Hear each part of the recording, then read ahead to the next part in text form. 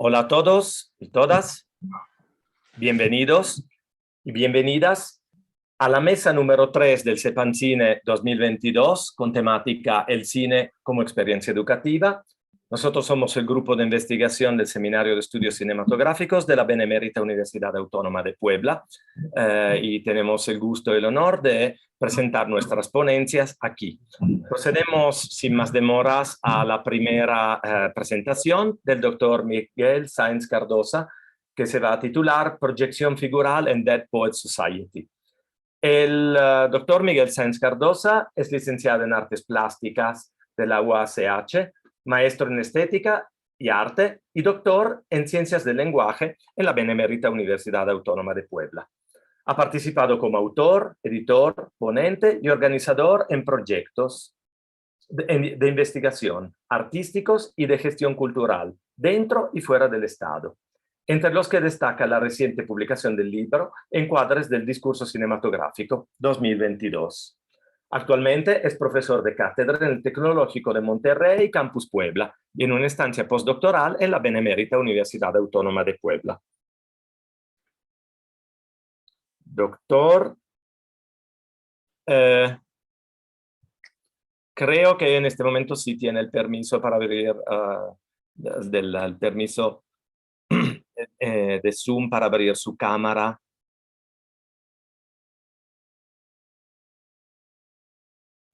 ¿Quiere volver a intentarlo? Sí, estamos viendo su cámara hacia la pantalla misma. ¿Me escuchan? Sí, con un poquito de eco ambiental. Ya, no creo que vaya a poder hacer mucho para resolver eso. Lo siento. Es que no estoy en mi contexto. De acuerdo. Queremos invertir las primeras dos ponencias y pasaría a usted, doctora Flor de Lis Mendoza, por favor. ¿Inicio yo entonces? Creo que sí, podríamos. ¿Qué le parece? De acuerdo, pues muchas gracias. Entonces voy a dar lectura a mi texto. Muchas gracias a los presentes en la sala y pues bueno, a quienes vean posteriormente esta grabación. Entonces denme el permiso de presentarla, perdón. Oh, sí, adelante, adelante. Sí, así lo decidimos. Muchas gracias, doctora.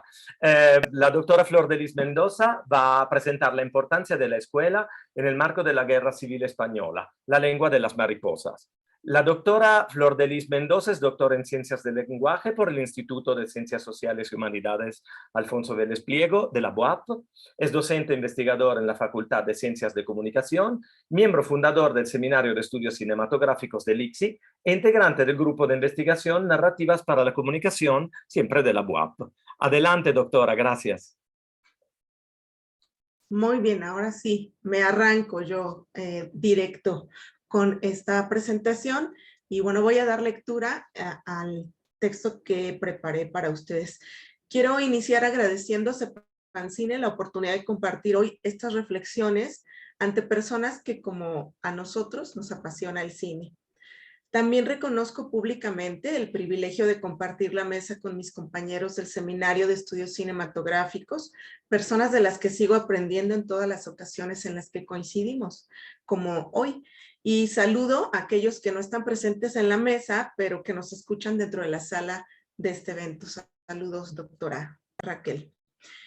En especial agradezco que en la edición de este año CEPANCINE nos haya propuesto abordar el tema de la docencia, porque muchos de los participantes de este evento trabajamos en el ámbito educativo y es una doble delicia poder explorarlo desde la cinematografía. El trabajo que quiero compartirles está basado en La lengua de las mariposas.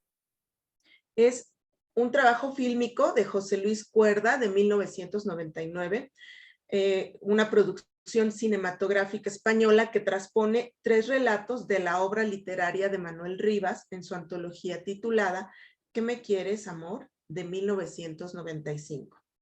La historia principal narra el encuentro entre un niño y su profesor en el marco de la Guerra Civil Española. Sobre esta historia ya se han escrito numerosas reflexiones en torno a la representación del fenómeno educativo por tratarse además de un discurso que está contextualizado en el inicio de la Guerra Civil, como hemos mencionado, de tal manera que es un material muy rico para su análisis y estudio. Moncho es un niño que ha estado durante mucho tiempo enfermo de asma, razón por la cual no ha ido nunca a la escuela y solamente sabe que es un lugar en el que los niños aprenden a costa de golpes y maltratos. Sin embargo, ante la mejoría de su salud, el infante ingresa a la escuela para aprender de la mano de un profesor intelectual que está a punto de jubilarse, don Gregorio. En aquel momento, la institución escolar se encuentra sometida a los intereses del gobierno y de la iglesia. Ambos tienen como objetivo mantener en la analfabetización y la ignorancia al pueblo para tener mayor ventaja en cuanto a la vida social. No obstante, don Gregorio, a pesar de ser mayor, imparte sus clases con pasión y ánimo de enseñar a los niños para que, en el futuro, sean una generación libre. La participación de la iglesia como un impedimento para el desarrollo de la comunidad se hace patente cuando el sacerdote se presenta ante don Gregorio para reclamarle discretamente sobre los nuevos intereses de Moncho, que ha abandonado sus intenciones de ser monaguillo desde que asiste a las aulas del profesor. Entre sentencias pronunciadas en latín, el sacerdote afirma que, cito, saltan las aves del calor de los nidos, fin de cita, pensando que el profesor no lo comprende. Pero don Gregorio le responde en la misma lengua y también lo traduce para él. Cito, la libertad estimula el espíritu de los hombres fuertes, fin de cita. Lo anterior hace referencia a la laicidad como rasgo básico de la educación. Y es verdad que Moncho se interesa en otras cuestiones. Aprovecha cualquier momento para compartir con su familia sus descubrimientos. Por ejemplo, mientras Moncho acompaña a Andrés a su clase de saxofón, le pregunta si sabe dónde está Australia y qué es un tilonorrinco. Como el aprendiz de saxofonista no sabe nada al respecto, Moncho le explica que es un pájaro que vive en Australia y que cuando se enamora le regala a la novia una orquídea que es una flor muy bonita que cuesta mucho dinero. La familia de Moncho representa de manera metafórica la confrontación entre la ideología religiosa católica sustentada por la madre y las tendencias republicanas mostradas por el padre. Al inicio de la película observamos cómo estas dos corrientes de pensamiento perviven en el mismo hogar, pero a medida que se desarrollan los eventos narrados en la película, somos testigos de la manera en que se termina imponiendo el discurso religioso sobre el político, debido al riesgo que corre la vida de todos los integrantes de la familia. Dentro de este contexto, la figura del profesor es determinante porque muestra cómo se puede manifestar, al menos en esa época, una pedagogía en busca de la libertad, atendiendo a la necesidad de la educación y la profesionalización de la carrera docente en el ámbito rural. Al respecto, Fernández y Canura afirman que, cito, los republicanos se inspiraron en el modelo pedagógico de la institución libre de enseñanza iniciada en la segunda mitad del siglo XIX y en la escuela moderna de principios del XX, fundada por Francisco Ferrer Guardia, cimentada sobre el objetivo de educar a la clase trabajadora de una manera racionalista, secular y no coercitiva.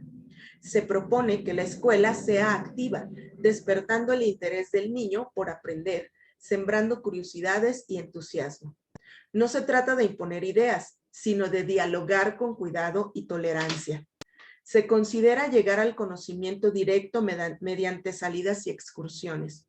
Contrario a una educación totalizante, se insiste en prestar atención a las individualidades, imperando una formación en humanidades. Fin de cita. De esta manera, a través del discurso fílmico, acudimos a una variada ilustración sobre el quehacer docente que lleva a los alumnos a sentir aprecio por su profesor y a identificarse con el conocimiento que aquel les propina dentro y fuera de las aulas. Es una suerte de acompañamiento a los niños para potenciar su desarrollo como individuos sociales insertos en un contexto muy particular. Don Gregorio guarda silencio cuando no logra captar la atención de los niños, en vez de gritarles y hacerles callar. Los lleva a explorar su entorno para que, a través de la experiencia, los niños puedan comprender mejor la asignatura de historia natural. Ante una pelea, el profesor interviene para quietar los golpes, pero indaga las razones y después los orienta para pedirse disculpas y ser compañeros de nuevo. El imaginario colectivo construido por el pueblo sobre el tema escolar se resiste, sin embargo, a la propuesta de don Gregorio, como podemos ver en el rechazo que manifiestan los padres de los niños ante sus métodos. Le exigen que sea más enérgico, que los golpee si es necesario, e incluso intentan sobornarlo, mostrando así la manera en que hasta el momento se había llevado a cabo la práctica docente en el pueblo. Además, los padres preguntan a los niños si durante la clase el profesor cumple con el requisito de rezar con ellos. Particularmente, como hemos adelantado, el hogar de Moncho se presenta como una metáfora de los conflictos que enfrenta el país durante esa época. Por una parte, la madre, que está siempre pendiente de asistir a la iglesia. Es ella quien motiva al niño para ser monaguillo y se incomoda ante los dichos de su esposo. Por su parte, el padre de Moncho, sastre de profesión, de tendencia republicana, expresa sin censura su desaprobación por la Iglesia Católica y el proceder de los sacerdotes. De esta manera, tanto Andrés, el hermano mayor de Moncho, y el nuevo estudiante son testigos de aquella pugna que finalmente será ganada por el miedo y el sometimiento. Junto con la escuela, Moncho comienza a descubrir algo más que conocimiento lectivo y adquiere la suficiente confianza en su profesor para hacerle preguntas como la siguiente, y cito: cuando uno muere, ¿se muere o no se muere? En su casa, ¿qué dicen? Mi madre dice que los buenos se van al cielo y los malos al infierno. ¿Y su padre? Mi padre dice que de haber juicio final, los ricos se irían con sus abogados, pero a mi madre no le hace gracia. ¿Y usted qué piensa? Yo tengo miedo. ¿Es usted capaz de guardar un secreto? Pues en secreto, ese infierno del más allá no existe. El odio, la crueldad, eso es el infierno. A veces, el infierno somos nosotros mismos. Fin de cita. De esta manera, el maestro representa la intelectualidad, el conocimiento y el progreso. Él mismo encarga un microscopio al Ministerio de Educación en Madrid para que los niños puedan observar con mayor detalle las cosas que intenta enseñarles. Específicamente, la lengua de las mariposas, por ser particularmente curiosa y frágil, la espiritrompa. Destaca además algunas referencias que abordaré en la siguiente parte de mis reflexiones sobre textos y discursos que enriquecen el saber y conocimiento de los alumnos. Incluso podemos observar que estos discursos no son impuestos por el profesor, quien actúa como un facilitador del proceso educativo ante los estudiantes, que en momentos son capaces de gestionar su propio conocimiento. La última escena es particularmente conmovedora, como seguramente habrán constatado quienes conocen esta película. Algunos registros de la filmación señalan que fue compleja la grabación de esta secuencia en la que se utilizó un camión que, durante el suceso histórico, desempeñó esta misma función de trasladar a los prisioneros de la guerra hacia su fusilamiento. El pueblo ha estado difundiendo información, reuniéndose y compartiendo ideas republicanas. Por lo tanto, el gobierno busca a quienes resulten responsables de distribuir la propaganda de la República.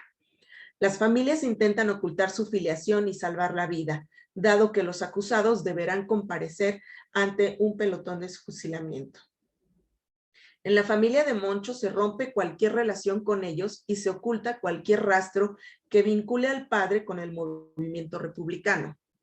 Es la madre quien rompe y quema todo libro, panfleto y periódico, mientras alecciona a sus hijos para que no revelen el vínculo de amistad de su padre con los republicanos. Mientras tanto, varios de los amigos y conocidos de la familia son tomados presos. Finalmente, se les conduce frente a sus conciudadanos, que se reúnen en la plaza para repudiar a los defensores de la República a través de insultos y gritos que muestran su desaprobación por haber intentado compartir esta ideología.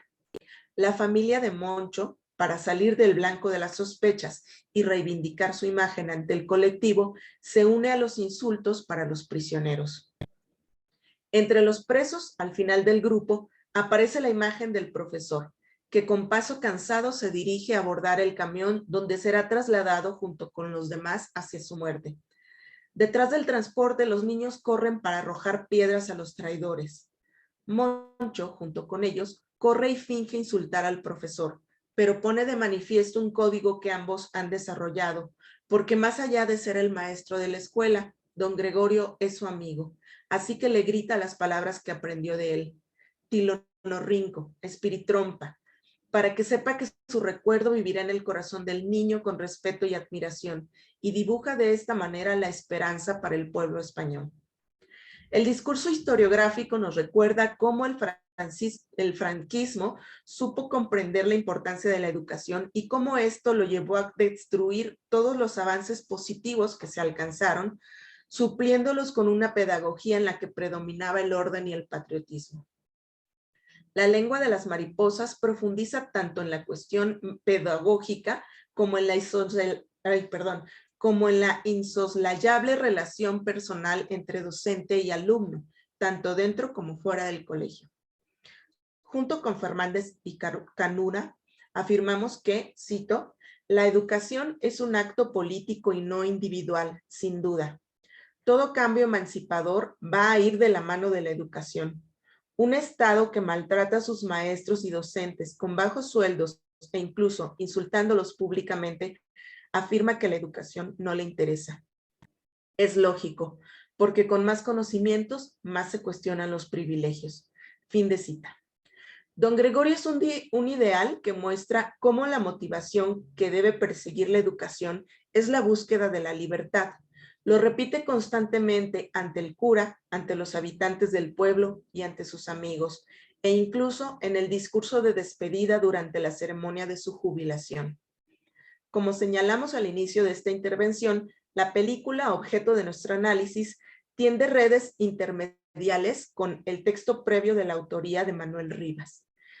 En los créditos de inicio se anticipa que la historia contada está basada en los 3 relatos: Un saxo en la niebla, Carmiña y La lengua de las mariposas. Cabe destacar que estos cuentos son universos diegéticos independientes en la obra de Rivas. Por eso llama la atención la manera en que son integrados en un solo relato entramado en el discurso cinematográfico. Repasemos cada uno de los 2 que no hemos comentado hasta el momento. Un saxo en la niebla cuenta la historia de un joven de 15 años, aprendiz de albañil y saxofonista en ciernes, que al terminar su jornada laboral asiste a clases de música. Pronto se integra a la Orquesta Azul, una agrupación del pueblo que lleva su música a fiestas y verbenas. En una ocasión van a tocar al pueblo de Santa María de Lombás y ahí conoce a Boal, un hombre que le cuenta la historia de su mujer. En términos narratológicos estaríamos hablando de una metadiégesis. Ella es apenas una niña que fue atacada por una jauría de lobos y que en consecuencia perdió el habla. El joven queda enamorado de ella a pesar de que está casada con Boal. Por esto, durante la presentación en la verbena realiza una impecable presentación mientras sueña que la mujer escapa con él montados a caballo. La figura literaria es exquisita, pues el saxofonista logra ver entre la niebla la figura de Boal que se asemeja a un lobo que, cito, aullaba en la noche, cuando la niebla se despejaba, de rodillas en el campo de la feria y con el chal de lana entre las pezuñas. Fin de cita. En este caso, la focalización del relato está a cargo del saxofonista. La narración se realiza en primera persona y solamente cambia la perspectiva en el momento de la metadiégesis. En lo que a la película respecta, este relato encuentra su relación con la historia principal cuando el joven es representado por Andrés, el hermano mayor de Moncho, y este último también se involucra en las actividades de la orquesta, a veces tocando un pandero y otras llevando el banderín de la agrupación. El relato de Carmiña recupera la conversación que tiene Olis de Sésamo en una cantina, en donde relata con detalle sus apasionadas relaciones con Carmiña de Sarandón. Ambos forman una pareja sexual intensa, pero el único problema es la presencia de Tarzán, el perro de ella, que participa en sus encuentros y que en determinado momento funciona como un fetiche para la mujer. Olis decide un día matar al perro para eliminar el obstáculo en la relación, pero lo único que consigue es alejar a Carmiña para siempre. En la película, la manera de involucrar este texto es convirtiendo a Carmiña en una joven hija ilegítima del padre de Moncho. En el caso de Un saxo en la niebla, vamos a observar múltiples referencias en el ámbito de lo musical. Así trae a la narrativa el paso doble Francisco Alegre, Corazón mío y Maní. En otros fragmentos del relato, el joven entona unos versos. Aurora de rosa en amanecer nota, melosa que gimió el violín novelesco, insomnio do vivió el amor. Y yo te he de ver y te he de ver y te he de ver, aunque te escondas y te apartes de mi vista. La reiterada referencia a obras musicales dota a este relato de ese ambiente que crea la atmósfera propicia para el desarrollo de las emociones de un músico que por primera vez se enamora. Volvamos a La lengua de las mariposas. Tanto en el relato literario como en el cinematográfico, el profesor incluye algunos textos que presenta a los estudiantes a fin de despertar su entendimiento. Tal es el caso del poema de Antonio Machado titulado Recuerdo infantil, que lee un estudiante mayor mientras los demás escriben en sus cuadernos. Y cito: una tarde parda y fría de invierno. Los colegiales estudian. Monotonía de lluvia tras los cristales. Es la clase. En un cartel se representa Caín fugitivo y muerto Abel junto a una mancha carmín. Fin de cita. Cuando la madre cuestiona a Moncho si ha rezado en la clase, en la película, el niño le responde que sí, que algo dijeron de Caín y Abel, haciendo referencia al texto bíblico. Sin embargo, la lectura era realmente el poema de Machado. Además de esta cita textual aparece la referencia a dos libros. El primero de ellos es La conquista del pan del escritor ruso anarquista Piotr Kropotkin. Don Gregorio reconsidera antes de darle esta lectura a su alumno y elige en su lugar La isla del tesoro de Stevenson. En varias escenas observamos al niño leyendo este texto hasta terminar con él justo antes de mirar a su profesor alejarse sobre el camión de los presos. Como podemos observar, el profesor posee una sabiduría y conocimiento amplio y tiene como virtud el acercar a sus estudiantes a estas distintas formas culturales y sociales, con responsabilidad y bajo su principal premisa, que es la libertad de la generación venidera. Sin duda, las reflexiones que he presentado son apenas un atisbo de la riqueza discursiva de esta película que, enmarcada en el contexto de la Guerra Civil Española y desde la perspectiva temática de la educación, es un relato que debería ser inspiración para el magisterio en muchos sentidos, aún en nuestros días. Muchas gracias. Aquí termina mi participación como ponente y ahora voy a dar lectura a la... No, doctora, cambiamos secuencia, entonces ya va, la semblanza del siguiente, o sea, la mía, la va a leer el doctor Miguel Sáenz, que va en el medio entre nosotros. Cambiamos ligeramente la estructura. Muchas gracias, doctora Perfecto, Mendoza, muchas gracias, por su excelente presentación. Y un pequeño detalle, las preguntas van a ser al terminar las 4 ponencias y pueden ya agregarlas en el chat y las vamos a leer según el orden como lleguen. Pasaría entonces directamente a la ponencia Proyección Figural en Dead Poets Society del doctor Miguel Sáenz Cardosa. Voy a volver a leer rápidamente su semblanza. Es licenciado en Artes Plásticas de la UACH, maestro en Estética y Arte y doctor en Ciencias del Lenguaje de la UAP. Ha participado como autor, editor, ponente y organizador en proyectos de investigación artísticos y de gestión cultural dentro y fuera del Estado, entre los que destaca la reciente publicación del libro Encuadres del discurso cinematográfico del 2022. Actualmente es profesor de cátedra en el Tecnológico de Monterrey, Campus Puebla. Adelante, doctor.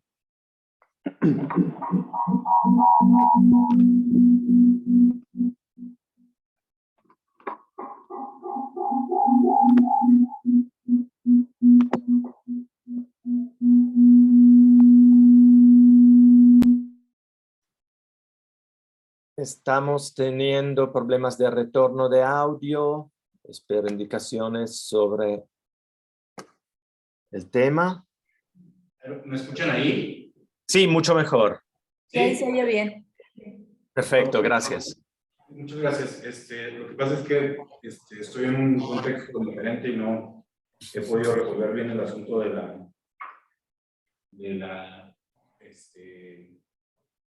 los registros técnicos, pero bueno, si me escuchan bien, con eso. Sí, adelante, gracias.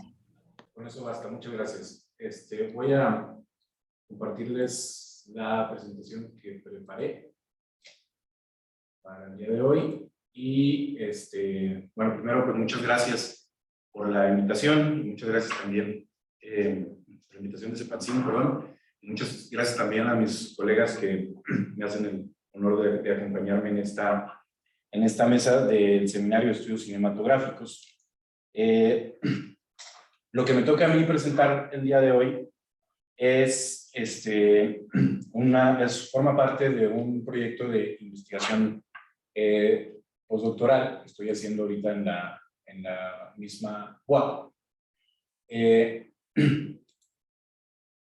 Y, perdón, me llegó un mensaje acá. Está. Que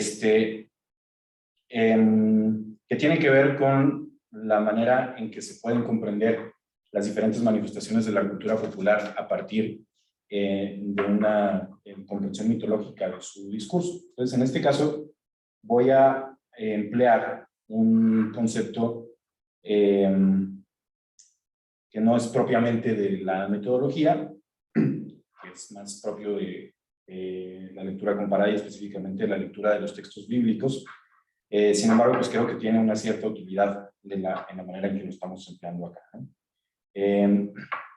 Justamente lo que les quiero proponer es la posibilidad de extrapolar esta técnica literaria de la interpretación figural hacia los modelos educativos del estilo clásico del cine de Hollywood, o de lo que podríamos llamar como modelos educativos del cine clásico de Hollywood, si es que se pueden entender así, y tal como se podrían ejemplificar en la película de Peter Weir, Dead Poets Society.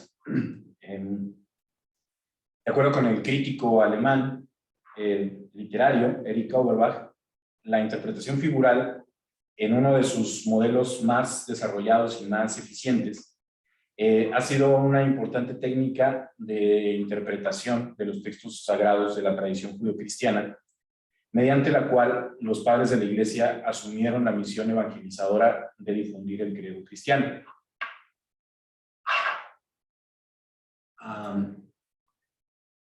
Esta forma de interpretación, si la pudiéramos entender como una estructura narrativa, pues podríamos decir que sería una proyección temporal, principalmente de carácter profético, en la cual ciertos eventos y personajes clave de los distintos relatos del Antiguo Testamento anuncian el megarrelato del Evangelio a modo de una red de prefiguraciones y de confirmaciones intertextuales, si es que se le puede aplicar ese adjetivo de intertextual a esta fórmula. No lo tengo en realidad muy claro, parece excede un poco al concepto, y justamente esa es la puesta a prueba de este otro, que es el de figural, ¿no? En lugar de intertextual.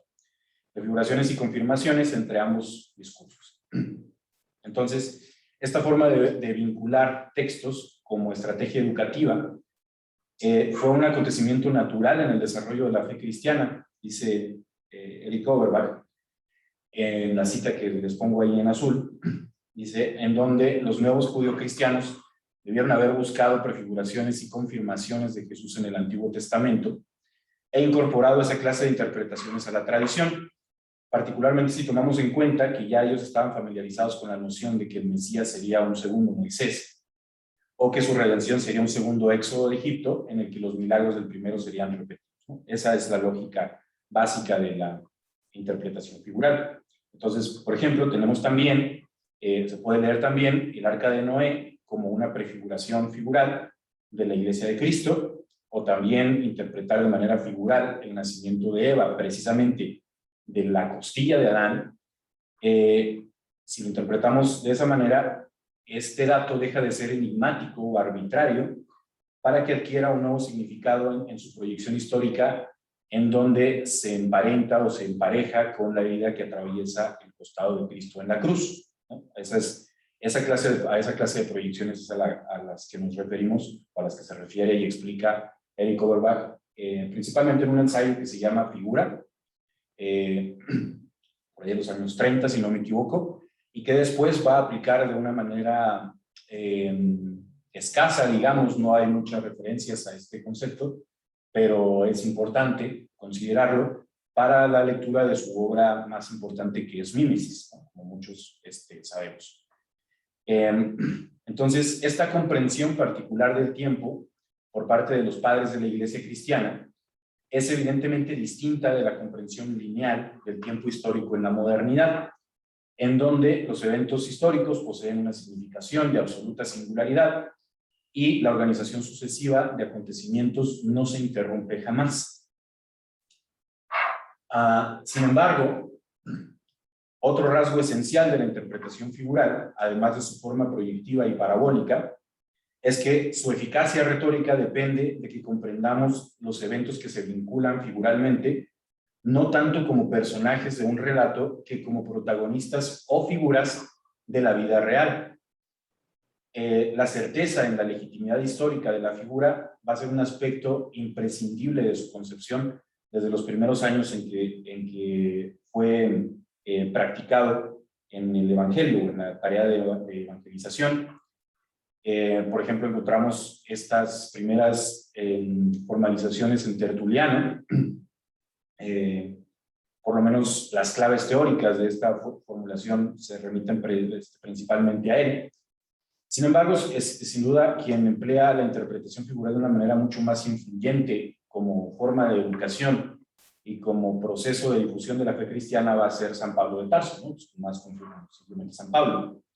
Gracias precisamente a su talento para articular una vocación política con la creatividad poética y literaria de su producción epistolar. Y de esa manera, dice Auerbach, que Pablo transformó la concepción judía de Moisés, resurgida en el Mesías, en un sistema de profecía figural, en la que la llegada de Cristo al mismo tiempo cumple y anula la obra de su precursor. Esta intención, si bien Pablo no la desarrolla completamente o de una manera sistemática, más bien en su producción epistolar, por lo menos los pasajes a los que remite sobre el Éxodo, sobre Adán, sobre Cristo, sobre Hagar o Sara, etcétera, muestran de manera suficiente cuál era su intención. Y esa intención, pues, era evidentemente una intención educativa. Este concepto de figura, tal como lo estamos explicando, bebe, por supuesto, de una larga tradición que va mucho más atrás que los tiempos de los primeros evangelistas. Pero podríamos decir que la lectura profética de la figura y su anclaje histórico, esos dos rasgos, son los rasgos principales que distinguen esta modalidad judeocristiana de las formas alegóricas y simbólicas del concepto que se habían explorado anteriormente. Por lo menos desde los presocráticos tenemos noticia de palabras similares. Porque estas formas alegóricas y simbólicas, la diferencia está en que estas formas alegóricas y simbólicas previas a la figura judeocristiana, en primer lugar, se mantienen en el nivel imaginario de la poesía y de la palabra y no pretenden en ningún momento incidir directamente en la interpretación de la historia, como si lo hace la interpretación figural judeocristiana. Y en segundo lugar, la vinculación entre las cosas que se comparan en la alegoría o en el símbolo no comprende ninguna dimensión temporal necesaria, mucho menos una tan específica como la proyección profética. En otras palabras, la proyección figural interpreta textos sagrados de acuerdo con una cierta estructura mitológica del tiempo, con una comprensión mitológica del tiempo, pero no lo hace, lo interesante es que no lo hace para ofrecer una lectura solamente espiritual y alegórica de su contenido, sino más bien ofrece un programa filosófico de la historia. Mediante la interpretación figural, entonces, los textos sagrados se van a retroalimentar mutuamente, de modo que el sentido de uno va a depender del otro y viceversa. Dice Auerbach que la interpretación figural transforma entonces el Antiguo Testamento de ser un libro sobre leyes, sobre la historia del pueblo de Israel, a ser una serie de figuras de Cristo y de la resurrección. Es decir, la proyección figural del Evangelio en el Antiguo Testamento le va a permitir a este último expandir el alcance de su doctrina a otras naciones y a otras culturas. Y en respuesta, el carácter historiográfico del Antiguo Testamento le va a conferir a los significados del Evangelio una autoridad existencial y concreta. Entonces, en resumen, me voy a pasar porque ya me estoy adelantando, extendiendo mucho en esto. En resumen, vamos a definir la interpretación figural así con las mismas palabras de Auerbach, como un proceso intelectual que establece una conexión entre dos eventos o personas, el primero de los cuales no solo se significa a sí mismo, sino que también significa al segundo, mientras que el segundo abarca o cumple al primero. Los dos polos de la figura se van a encontrar separados en el tiempo, pero ambos, sean eventos reales o figuras, están dentro del tiempo o se entienden dentro del tiempo, dentro del flujo de la vida histórica, dice Auerbach. Solamente el entendimiento de las dos personas o eventos constituye entonces un acto espiritual, pero ese acto espiritual lidia con eventos concretos, sean pasados, presentes o futuros, y no con conceptos o abstracciones.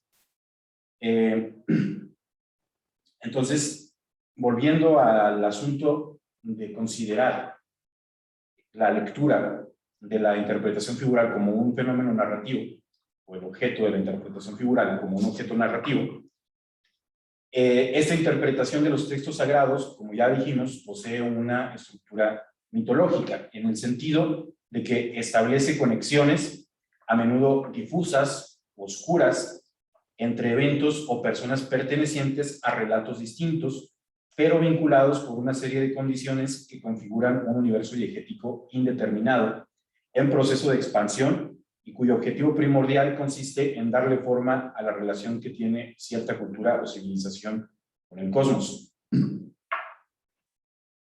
Y la operación que distingue a la proyección figural de otras formas mitológicas consiste en que incorpora este esquema mitológico en una lectura compleja e ideológica de la historia, es decir, que hace confluir los dos universos, ¿no? El universo mitológico y el universo de la historia, en donde el mensaje contenido en los distintos relatos que la componen a la mitología, no solamente cumple un objetivo poético o espiritual, sino que también asume una cierta vocación histórica. Y bueno, es cierto que esta forma de interpretación es una técnica que está fuertemente atada a los límites de los textos de la religión judio-cristiana, pero creo que por lo menos puede ser útil observar si esta forma específica de poner una serie de acontecimientos, sean reales o ficcionales, en una relación histórica, podría articularse en otra clave o en otra clase de contexto. Y en caso afirmativo, pues estudiar cuál es su comportamiento y sus implicaciones. Entonces, si tomamos la tarea de los padres de la Iglesia como una tarea que es fundamentalmente educativa, no tenemos que perder de vista, o no podemos perder de vista, que a pesar de que los eventos y personas que esa tarea adopta como objeto de estudio se entienden en el plano de la vida histórica, la estrategia de enseñanza implica siempre una labor creativa y poética en la interpretación de esos textos, que viene a traer el texto literario de su plano imaginario al plano de la historia, ¿no? Entonces, me parece que esta es una estrategia similar, o que una estrategia similar se puede encontrar o se puede acreditar en el empleo del aparato cinematográfico de Hollywood, entre otros, por supuesto, que podemos considerar como que toman a Hollywood como modelo. Encontramos pues esta estrategia similar, figural, en el aparato del cine hollywoodense como brazo ideológico del Estado. Es muy sabido que Hollywood, especialmente su modelo clásico de producción, es muy sabido que sigue todavía operando en nuestro tiempo y que ha servido a lo largo de los años como un instrumento muy poderoso para la consolidación de la identidad nacional y sus discursos durante la mayor parte del siglo XX. Mi tesis aquí es pues que en ciertas películas, como en Dead Poets Society, la estrategia edificante que se emplea en su planteamiento narrativo tiene un comportamiento especial o por lo menos potencialmente figural, como voy a tratar de mostrar para cerrar mi participación.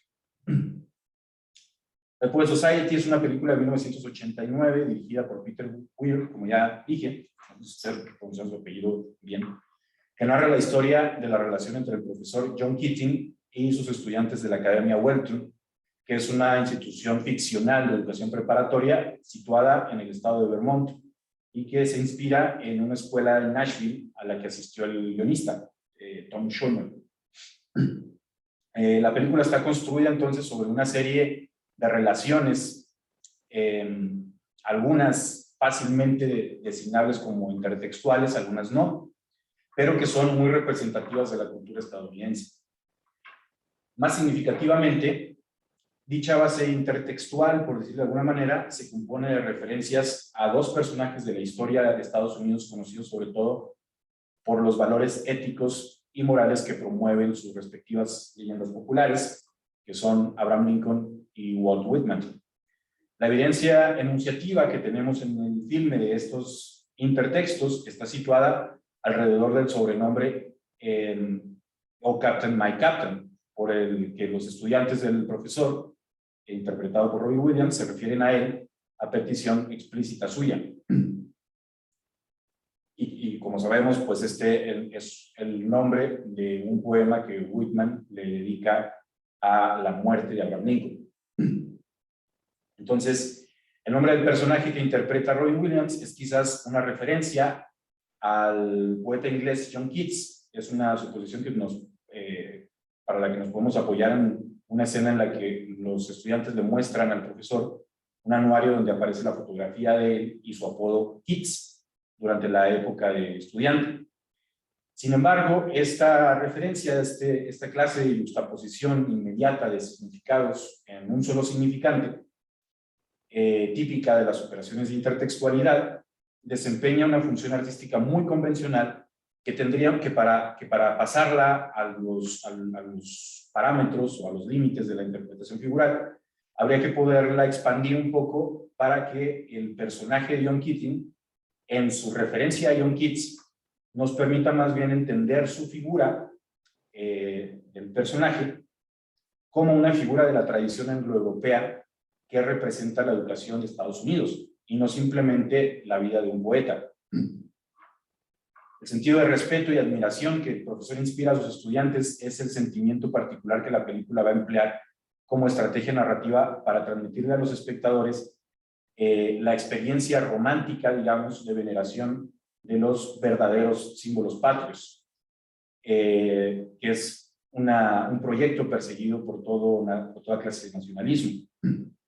Esta veracidad, que pondría yo entre comillas, pero que tampoco me atrevería a definir estrictamente en los límites o en los términos de verosimilitud. Digamos que la veracidad de la interpretación figural se ubica entre las dos palabras, ¿no? Entre la veracidad y la verosimilitud. Hay un componente de ambas palabras en la legitimidad de la interpretación figural, ¿no? Entonces, esta veracidad de los símbolos patrios a la que estamos aludiendo aquí no es ciertamente una veracidad documental, sino que depende por completo de la actualidad dramática de la propuesta artística del filme. De una manera muy similar a cómo la autoridad dramática del Evangelio va a enriquecer la recepción histórica del Antiguo Testamento, según Auerbach.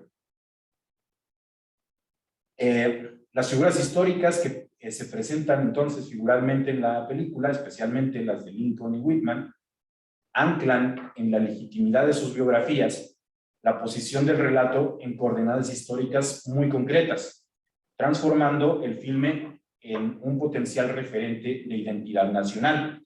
Es decir, las figuras de Lincoln y Whitman le dan el potencial a la película de que se convierta ella misma en un símbolo de identidad nacional, ¿no?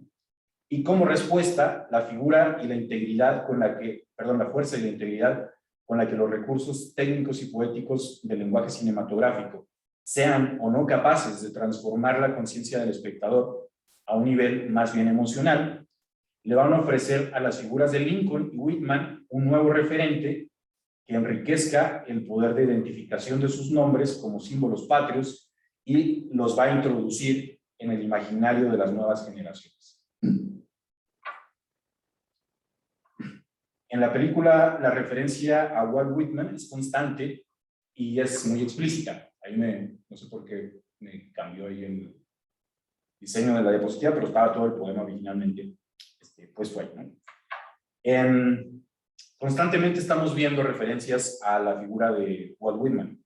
El profesor Keating lo está citando todo el tiempo en su cátedra y justamente lo presenta tanto a sus estudiantes como al espectador con el poema que compuso en homenaje a la muerte de Abraham Lincoln en 1865, la muerte de Lincoln, Oh Captain, My Captain. Mientras que el caso de Abraham Lincoln apenas se aparece referido explícitamente cuando Keating explica el significado de la expresión justamente Oh Captain, My Captain. Y no se Un vuelve último minuto, doctor Sainz, por favor. ¿Cuántos, perdón? Un último minuto, por favor. Gracias. Sí. Entonces, sin embargo, no explica que el poema es una elegía. Y sin embargo, el significado más profundo de la película reside justamente en este significado del poema, la muerte de Abraham Lincoln. Porque ese acontecimiento histórico se va a ver proyectado figuralmente en el suicidio de Neil Perry, que corresponde al clímax de la película, ¿no? Neil es uno de los estudiantes más entusiastas del profesor, y es un estudiante que soñaba con estudiar o con ser actor de teatro, justamente en el lugar en el que Lincoln va a morir asesinado. Desgraciadamente, la visión pragmática y cerrada de su padre, una visión motivada también por las dificultades materiales de la clase media, lo va a llevar a quitarse la vida. Entonces, me paso rápido a la conclusión. A los ojos de un espectador actual en formación, la muerte de Lincoln puede parecerle un hecho histórico atado a las condiciones de un contexto que le puede parecer tan ajeno y tan extraño como las culturas nórdicas, la historia del pueblo de Israel, que cuentan las páginas del Antiguo Testamento, ¿no? Pero a través de la proyección figural que ejecuta la narración de The Poets Society, ese mismo evento de la historia puede convertirse, más que en un símbolo, en la encarnación de un valor universal por el cual vale la pena dar la vida, ¿no? Que es justamente la libertad. Tanto la muerte de Abraham Lincoln como la muerte de Neil Perry son en su trasfondo luchas o búsquedas por la libertad, y es de esa manera que la proyección figural establece esta clase de conexiones éticas, morales, que atraviesan el discurso narrativo y se plantan o se plantean en una dimensión histórica. Muchas gracias. Muchas gracias a usted, doctor Sainz. Y pasamos a la ponencia siguiente. El presentador de la ponencia voy a ser yo mismo. La ponencia va a ser retratos de la enseñanza superior estadounidense en el discurso polifónico de algunas películas contemporáneas. ¿Le puedo pedir, por favor, al doctor Sainz si puede leer mi semblanza, o la doctora Mendoza? Muchas gracias. Sí, nuestro siguiente participante es el doctor Andrea Cogui, que es doctor en Ciencias del Lenguaje en la Benemérita Universidad Autónoma de Puebla. Es licenciado y maestro en Lenguas y Literaturas Extranjeras en la Universidad Estatal de Milán. En México es docente de italiano, inglés, análisis fílmico y literario y literaturas anglófonas. Desde el 2012 trabaja en varias universidades en la ciudad de Puebla, y actualmente se encuentra en una estancia postdoctoral en la Universidad Autónoma del Estado de México con un proyecto sobre filosofía estética en la aplicación de la literatura en el contexto de enseñanza de las lenguas extranjeras. En sus investigaciones se ocupa de la teoría literaria aplicada al aprendizaje, al análisis literario y fílmico y a la transposición de literatura al cine. Adelante, Andrea. Muchas gracias. A usted, doctor Sainz, muchas gracias, y paso con mi ponencia directamente. Ya leí yo mismo el título y aquí lo pudieron ver durante mi semblanza. Paso directamente a los contenidos de esta ponencia. Voy a utilizar los conceptos de propaganda y polifonía para describir la univocidad, o de cierta forma compacta, de transmitir un mensaje a través de algunas películas de una major, así como se suele decir, una casa de producción y distribución importante norteamericana, a representación de un discurso entre la propaganda y la difusión de ideas que la industria cinematográfica norteamericana opera sobre un tema específico, es decir, la imagen del ambiente universitario en un periodo bastante limitado. La primera de las tres películas cronológicamente es de 1997 y las otras dos de 2003, aunque voy a usar un orden inverso, presentando primero las dos de 2003 y dejando la del 97 por último. El plan de la presentación entonces va a ser el comentario del marco teórico de la polifonía, a través del cual se avanzará una hipótesis sobre los temas de propaganda presentes en las películas analizadas, la presentación de la película de Human Stain, La Mancha Humana, de Robert Benton de 2003, transposición de la novela con el mismo título de Philip Roth. Luego analizaré la película Mona Lisa Smile de Mike Newell de 2003 y finalmente Good Will Hunting de 1997 de Gus Van Sant. Terminaré comparando los estilos narrativos y las imágenes del mundo didáctico estadounidense, tanto en los retratos individuales que proponen estas tres películas, como en una imagen polifónica que emerge a partir de las tres obras, y cruzando las observaciones con la hipótesis inicial. La introducción necesita algunas especificaciones sobre los conceptos de polifonía y propaganda y persuasión. Se suele decir que la propaganda es diseminación al público general de una doctrina o una ideología religiosa o política con implicaciones sociales. Markova 2008. Ensayo este que también propone algunos importantes elementos diríamos yo, del discurso bakhtiniano sobre propaganda, persuasión y polifonía. Vale la pena destacar también la importancia del concepto de persuasión en cuanto algunos proponen el uso de este término en vez de propaganda, porque propaganda es relacionado típicamente a regímenes dictatoriales y persuasión a el tipo de, perdónenme la redundancia, propaganda típico de los contextos más democráticos o supuestamente democráticos. La polifonía, por otro lado, se refiere a una disposición de la variedad de la heteroglosia en un esquema estético. Profundizándose un poquito más del concepto de Bakhtin y los que estudiaron Bakhtin, la polifonía será utilizada aquí para el diálogo entre películas. Por ejemplo, Robert Fowler, en el texto de Sue Weiss, Introducing Bakhtin, de 1997, afirma que la polifonía bakhtiniana es una simple metáfora musical que hace referencia a la copresencia de voces independientes, pero entrelazadas. Voces que, como muchos investigadores de Bakhtin recuerdan, están en constante contraste uno con el otro, hasta el punto que algunos hablan de que el dialogismo, el contraste entre voces, era casi una obsesión bakhtiniana. Weiss, de hecho, comenta que la polifonía es la versión democrática del dialogismo, en la que la igualdad de las voces es central.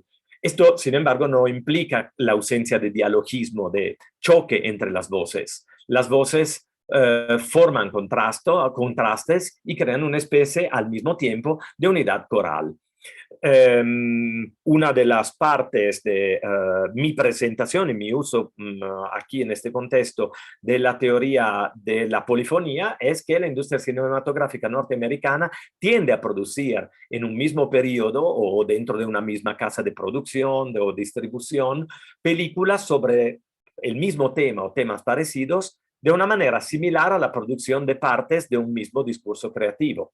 Si de un lado el término propaganda puede sonar exagerado, la construcción polifónica de la imagen de un sector de la sociedad contribuye a una imagen compleja, pero de cierta forma coherente. Siempre citando Bakhtin, podremos recordar cuanto afirma directamente en su obra Problemas de la poética de Dostoyevsky, citado por Sue Weiss en Introducing Bakhtin, que la polifonía destruye la palabra monológica de la novela y crea así las condiciones para el dialogismo, es decir, el debate entre las voces de la narración. De ahí mi pregunta, hipótesis que forma el objetivo de este breve estudio, es estudiar si es posible reconocer la imagen integral o sea, polifónica, social y moral entre la propaganda o persuasión y la autocrítica sobre el contexto universitario interno, así como la puesta en escena que las grandes casas cinematográficas construyen.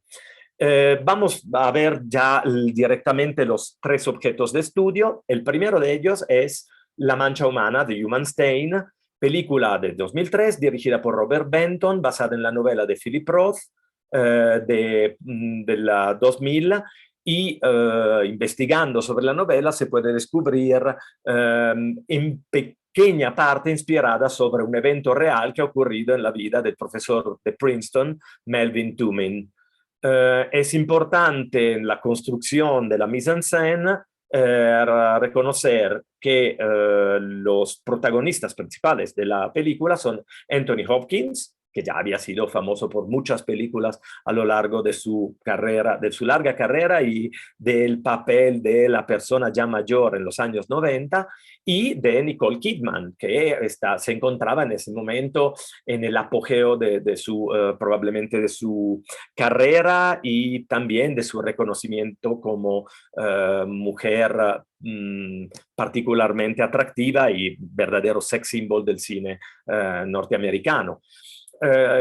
Se relaciona, por otro lado, directamente con el discurso de la polifonía y de la manera compacta de transmitir el mensaje, el hecho que el filme fue producido por Weinstein a través de la casa de producción Miramax y de la casa de distribución Columbia, elemento que se asociará también en parte a las películas siguientes.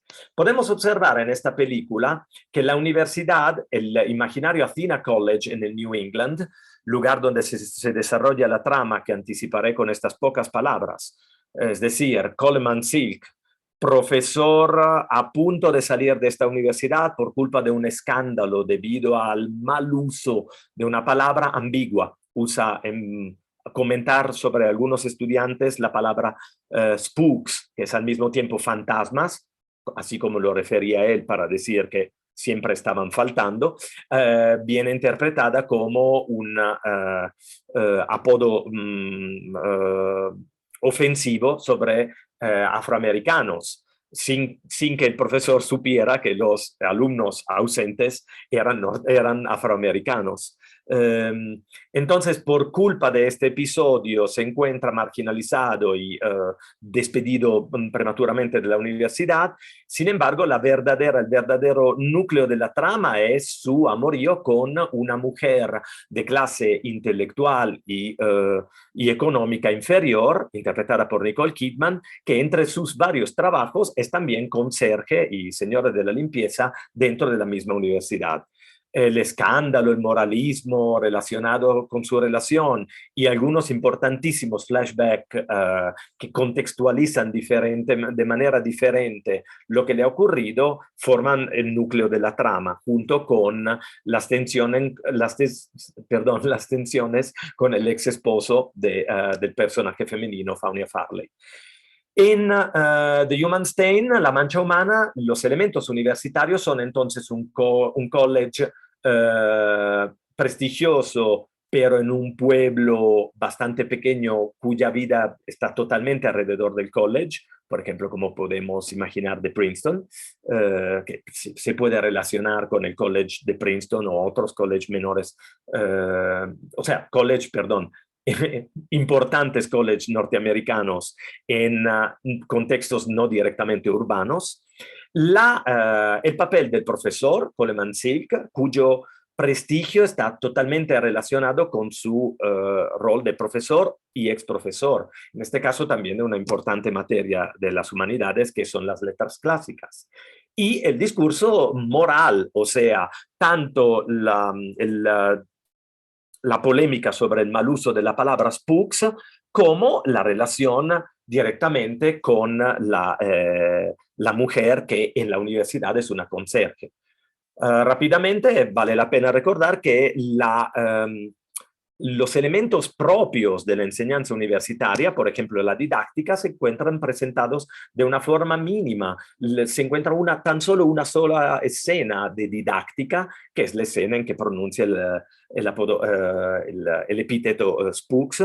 La moral académica, que bien representa los órganos colegiales, los claustros académicos, que en este caso sirven solo para la reprimienda sobre su mal uso de la palabra, y una tensión constante sobre el hecho que el ex profesor está saliendo con una mujer que en la escuela es una conserje de 30 años más joven que él, y entonces la moralidad encuentra un papel importante en el contraste entre el papel del profesor universitario y sus posibles actos. Antes de pasar a la película siguiente, vale la pena recordar que varios elementos de esta polifonía los cruzaremos en el análisis final de las tres películas con la teoría. La película siguiente es Mona Lisa Smile, de 2003, siempre como The Human Stain, protagonizada por una Julia Roberts, igualmente en el apogeo de su carrera cinematográfica, hasta que algunos acusaron la película de ser solo una vitrina por la belleza y la fama de la actriz misma, dirigida por Mike Newell y protagonizada, o sea, con personajes importantes, aunque no de primerísima línea, con actrices como Kristen Dunst, Julia Stiles y Maggie Gyllenhaal.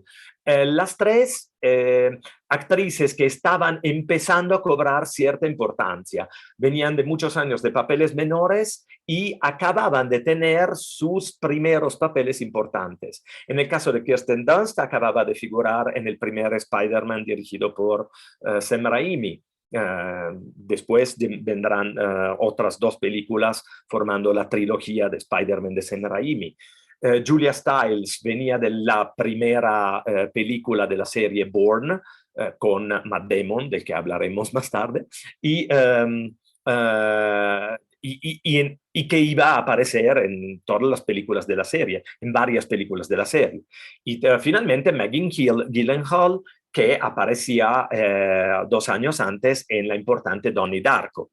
En esta película encontramos el contraste entre unas mujeres que tenían el derecho al estudio y el deber, como la clásica mujer de los años 50, en esos años se ambienta la película de manera bastante parecida a la citada Dead Poets Society de Peter Weir que vimos antes. Las mujeres tenían el derecho de estudiar el college, aunque la prioridad era, en el momento que encontraran el hombre de su vida, convertirse en esas esposas, mujeres perfectas, totalmente al servicio de la casa y del hombre que tenía que cobrar toda la importancia. La didáctica en esta película encuentra un papel más importante porque es el lugar donde se contrastan el papel de la protagonista Julia Roberts con las chicas del college donde se sitúa Wellesley, del que hablaremos también en pocos segundos. La didáctica aquí es visual, muy colectiva, también porque la materia se presta. Julia Roberts interpreta una profesora de historia del arte, basada en el diálogo, basada en la posibilidad de expresarse libremente por parte de las estudiantes, aunque en algunos momentos Julia Roberts se convierte ocasionalmente en una profesora muy directiva y muy limitante de la libertad de expresión. Otros elementos innovativos de la didáctica, tal vez antes de realmente el tiempo en que ciertas técnicas fueran desarrolladas, se encuentra en Mona Lisa Smile como una didáctica activa hasta límites intolerables, como en la escena que vemos en la izquierda, donde Julia Roberts solicita la experiencia de visión directa de una obra tan contemporánea como un Pollock, un Jackson Pollock directamente en un taller que importa, de importación de películas, de pinturas, y en la imagen de derecha un Van Gogh by Numbers, que es protagonista este elemento, la posibilidad de que un Van Gogh hoy sea tan popular que pueda ser pintado a través de números en kit, que incluso hoy en día siguen a la venta, es algo impensable en una didáctica de los años 50. Sin embargo, el verdadero protagonista del temático de la película es el dialogismo didáctico que Mona Lisa Smile entabla en el contraste entre la profesora de historia, soltera, 30 años, sin haberse casado, californiana, libre, y la moral de las chicas de Wellesley. Incluso pueden encontrar fácilmente en Internet este artículo que habla del hecho de la reacción del verdadero College de Wellesley a la salida de la película y defendiendo que Wellesley es mucho más de eso, pero que a final de cuentas el público suficientemente informado puede entender que Wellesley puede haber sido en su tiempo algo parecido a lo de la película, pero realmente a fin de cuentas la película hizo publicidad al College de Wellesley.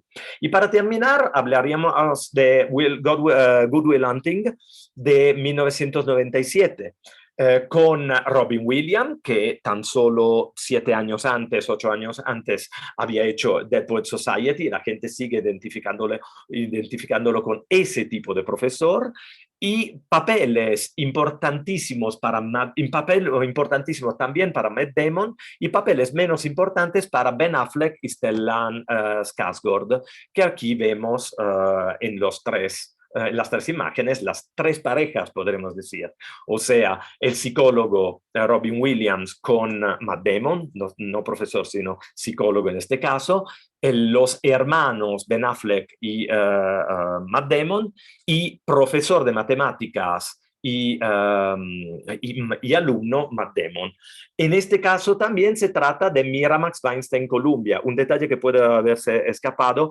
Al contrario, Mona Lisa Smile era producido y distribuido por Columbia, pero sin la intervención del dúo Miramax Weinstein.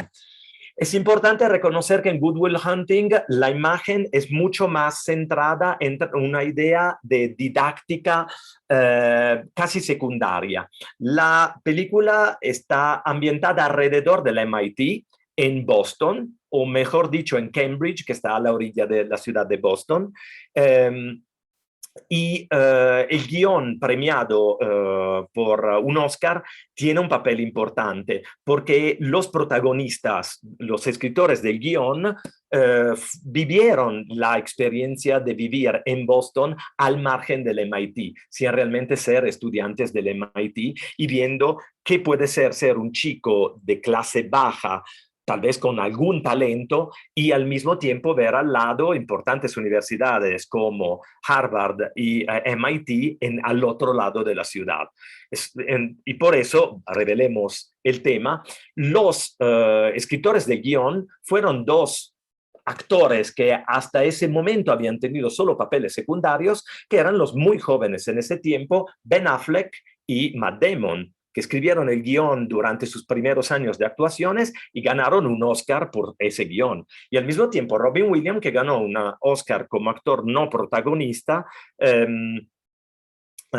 por esta película, a pesar de haber interpretado muchos más papeles. Podemos entonces observar que en Good Will Hunting los personajes principales, salvo Stellan Skarsgård, no aparecen nunca en un salón de clase. Matt Damon, Ben Affleck, Robin Williams, ni la chica de la que se enamora Matt Damon, Matthew Driver, que es estudiante, no aparece en un salón de clase. Aparece en un salón de clase Stellan Skarsgård, que propone a los estudiantes un problema, de esta manera demostrándose típicamente, demostrando el perfil del problem-based learning, problema que será resuelto en el pasillo por el conserje Matt Damon, abriendo todo un discurso sobre la capacidad y el talento individual. Voy cerrando con la visión polifónica. Entonces, ¿qué imagen nos dan estas tres películas en conjunto? La misión, o The Mission, que es la imagen generalmente de una universidad donde la didáctica es mortificada. es útil pero no central. Lo que centra más es la personificación, el carisma del profesor, la didáctica como decisión personal de dejarse llevar por la voluntad de estudiar o menos. Es todo muy estilizado el diálogo o el desempeño en los libros. Es todo un juego de carismas. Este es el mensaje polifónico que aparece en varias partes de las películas en cuestión y que nos dan una idea de los logros personales que son un producto de contrastes entre caracteres más que de talentos, donde incluso el prestigio de las instituciones terminan siendo de alguna forma secundarios. Y con esto cierro mi ponencia. Les agradezco a muchos y espero tengan como para mi ponencia como para las otras muchas preguntas y paso directamente a la presentación de la ponencia siguiente, que es Aprendizaje, Creación y Visión Musical en el Árbol de la Música, de Sabina Berman e Isabel Tardán. Presentación de Abel Rogelio Terrazas, que voy a presentar en un segundo, por favor. Gracias por su paciencia. Abel Rogelio Terrazas es licenciado en Filosofía por la Universidad Autónoma de Chihuahua, maestro en Literatura Mexicana y doctor en Literatura Hispanoamericana por la Universidad Veracruzana. Realizó una estancia postdoctoral de 2 años en la Benemérita Universidad Autónoma de Puebla. Es perteneciente al Sistema Nacional de Investigaciones nivel candidato y actualmente trabaja en la coordinación de planes y programas de la Dirección General del Área Académica de Humanidades de la Universidad Veracruzana. Adelante, doctor Terrazas, por favor. Hola, ¿qué tal? Buenas tardes. Les saludo amistosamente y con mucho cariño a todas las y los integrantes del seminario que organizó esta mesa, así como los asistentes a esta serie de conferencias. Pues voy a leer un texto que he venido sistematizando en relación con el cortometraje mencionado en el título de mi ponencia. Los miembros del seminario ya conocen este trabajo porque se los presenté hace poco. Sin embargo, pues aquí quiero desarrollar un poco más sobre todo la parte conceptual de lo que ustedes vieron. Voy a compartir pantalla de la presentación que tiene algunos elementos que retomo de aquella vez y comienzo con la lectura. En algunas pesquisas hechas para integrar saberes teóricos y axiológicos en torno a la diversidad cultural en el sur de Veracruz, dimos con el cortometraje de Sabina Berman e Isabel Tardán titulado El Árbol de la Música de 1994. La intención era relacionar la hermenéutica de la escucha de Mariflor Aguilar Rivero, que estaba como referencia teórico-crítica con la diégesis del cortometraje en cuestión. El resultado supuesto sería el reconocimiento de diferencias y diversidades cercanas y lejanas, que, para entender la diversidad cultural, debía construirse la competencia de escucha atenta, entre comillas, un saber retomado de la teoría crítica de la sociedad, capaz de integrar teoría, práctica y acción. Sin embargo, el cortometraje daba más de sí mismo porque nunca se percibió como un complemento del texto teórico, sino como una posibilidad de ir hacia el cine y regresar al texto o mantenerse a la mitad del puente tejido entre ambos. La carrera de Sabina Berman es la vida de una mujer de clase media con oportunidades de estudio poco accesibles para el promedio mexicano. Esto no ha impedido su interés por recrear la vida mediada por la condición latinoamericana, es decir, la vida en condiciones socioeconómicas harto complejas y desde una perspectiva liminal del mundo, entre el realismo y lo maravilloso. Algunas de sus obras más conocidas son Entre Pancho Villa y una mujer desnuda, película del año 1996 basada en la obra homónima de teatro. Abro un paréntesis, el arte dramático, como en El Árbol de la Música, será un rasgo estético digno de mencionarse en la obra de Berman, pues dota de sello característico tanto al corto como a algunos de sus largometrajes. No es que se filme una obra de teatro o algún fragmento en particular, sino que la obra cinematográfica presente vocaciones de una puesta en escena teatral, con público, actores que fingen un papel y un espacio escénico delimitado por la forma de un espacio teatral. Cierro paréntesis. En Backyard, Traspatio, película del año 2009, cuenta la historia de las mujeres trabajadoras en las maquiladoras de Ciudad Juárez y los feminicidios. Obra donde Ricardo Gallardo hizo la música, así como la música del cortometraje que aquí me ocupa, al reelaborar el concierto número 1 de Max Brooks en relación con la historia que nos cuenta. Berman también recreó en 2014 la vida de Gloria Trevi, donde hay material musical resignificado, no ya como mímesis de un pensamiento, sino como diégesis e interpretación biográfica. El árbol de la música cumple con las expectativas del género como un lugar de iniciación para los realizadores, porque en él se experimentan nuevas maneras de concebir el arte cinematográfico y porque el modelo de representación institucional se expande. En este caso, a través del sonido, en un interesante correlato con la diégesis.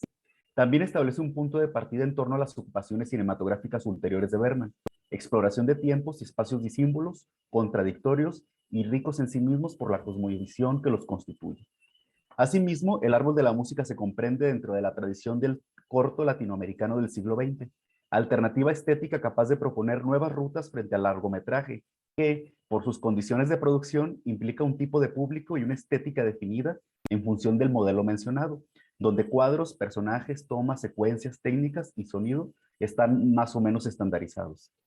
En el nivel diegético, el título del corto anuncia que tratamos con el árbol de la música. Cuando la niña Rosario recibe su primera lección de violín, que consiste básicamente en aprender a escuchar, nos encontramos en el sur de México, a cuyas latitudes acude un músico trashumante. La voz de Rosario cuenta en primera persona el momento en el cual la erupción de la música le cambia la vida, y que debe seguir los pasos de un nómada intersticial, cruzar un puente que es bueno porque siempre lleva hacia otro lado, para luego detenerse y acallar la voz del pensamiento. Preguntar por qué siempre escuchamos lo que pensamos y entonces sí, develar la existencia de la música como un ritmo propio. En el nivel diegético escuchamos la voz de la protagonista recordando su propia historia, cuando parecía una gallina que andaba por todos lados. Es la instancia narrativa de carácter diegético combinada con la mímesis o mostración cinematográfica de un pueblo en el trópico, donde una niña camina solitaria y al mismo tiempo forma parte de una comunidad de campesinos. Cuando la música llega a Rosario, el pueblo se convierte en público de una escena entre ella y un maestro de violín. Inmediatamente solicita una clase de música y el violinista se niega. La niña insiste y él la conduce lejos del pueblo, a través del atardecer, hasta mostrarle el árbol de la música durante una noche de contemplación psicodélica. Las dos instancias narrativas, la mimética y la diegética, se unen en la mostración cinematográfica como se unen la imagen y el sonido en el árbol nocturno. En ese momento, vemos lo que la niña ve, escuchamos lo que nos cuenta y su voz se convierte en imagen de movimiento inmersivo. Se trata de la transformación de la música en el cine, como advertiría Adorno en sus observaciones sobre la música en el cine hollywoodense. Esta referencia es importante por dos razones, porque Aguilar Rivero, la filósofa de la escucha, parte de la teoría crítica de la sociedad para construir sus observaciones y porque el cortometraje se explica con base en las ideas de Adorno acerca del cine como una posibilidad de cambio social. Cuando se apuesta por una transformación con base en formas expresivas o lo que él denomina música nueva, detrás de este planteamiento está el concepto de fetichización de la música como contraparte a la transformación social, de acuerdo con Adorno, cito, porque el valor de la música se responde a un entramado de asociaciones culturales y sociales que ejercen una seducción sobre el individuo, es que se puede hablar del carácter fetichista de la música. Fin de cita. En sus planteamientos hay una interrelación con el psicoanálisis freudiano, en el sentido en el cual se postula la existencia del subconsciente manipulable por la industria cultural. Dada la extensión y complejidad de las ideas de Adorno, que Adorno dejó a lo largo de varios escritos, me centraré en los postulados que son parteaguas entre el análisis propiamente musical y la relación entre música y cine. La idea de que la música y la música cinematográfica puede generar un cambio o una regresión se sustenta en una dialéctica entre las estructuras formales, culturales y discursivas en las obras y sus propios antecedentes. Siempre es posible repetir lo dado, pero también es posible generar otras perspectivas.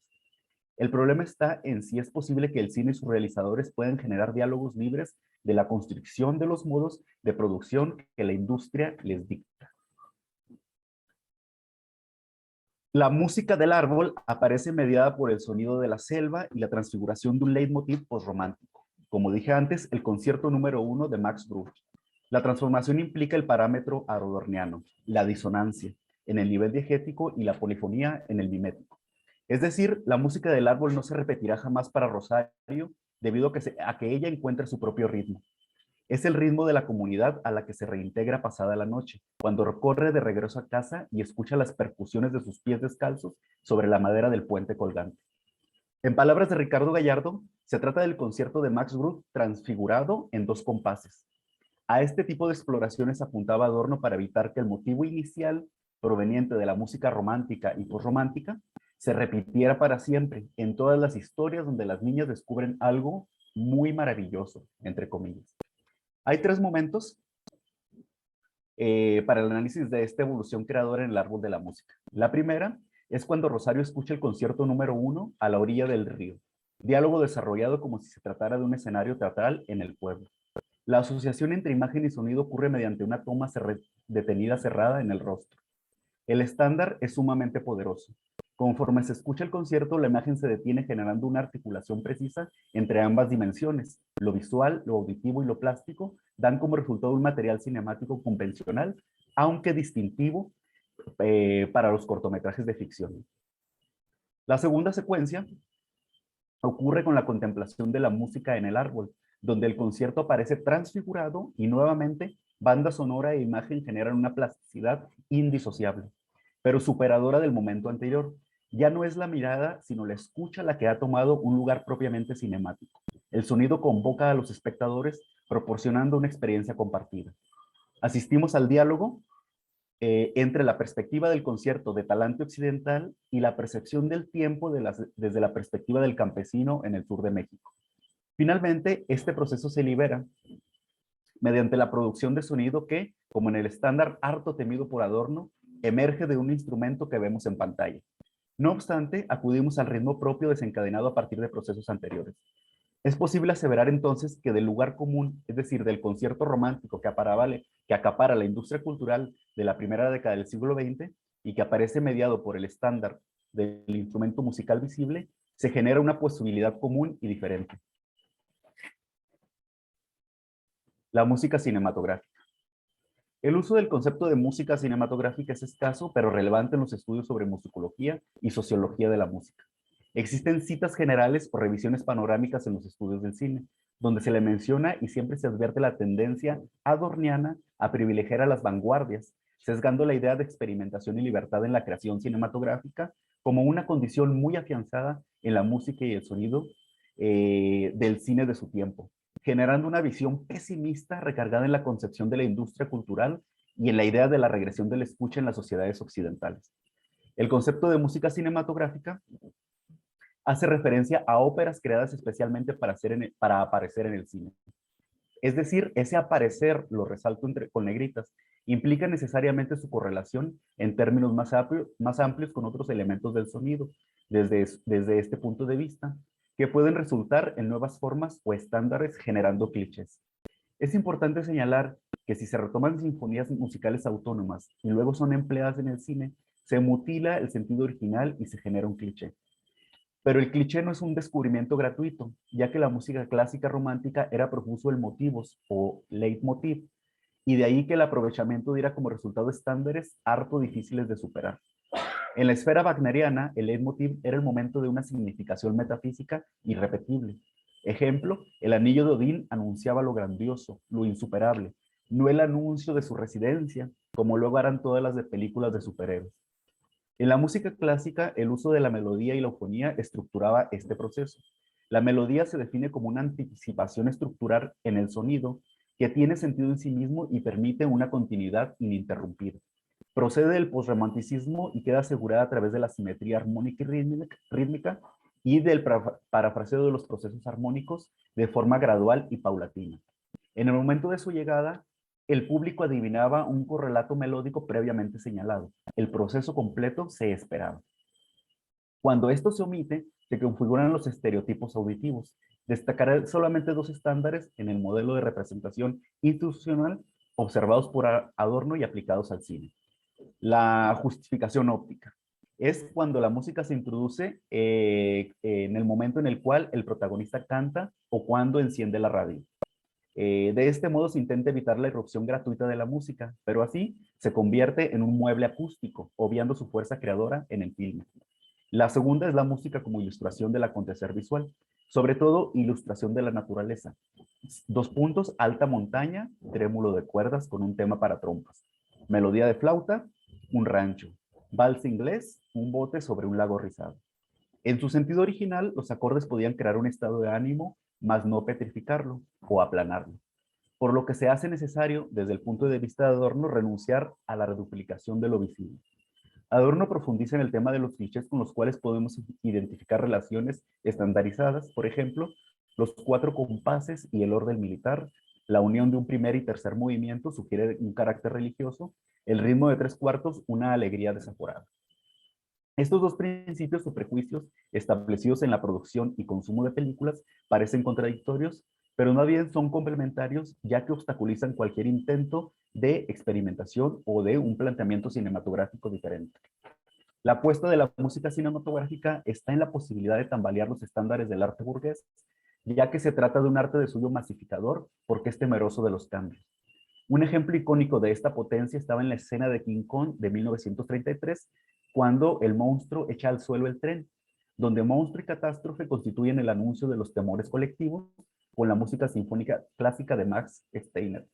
Por desgracia, ese temor que se anuncia se repite.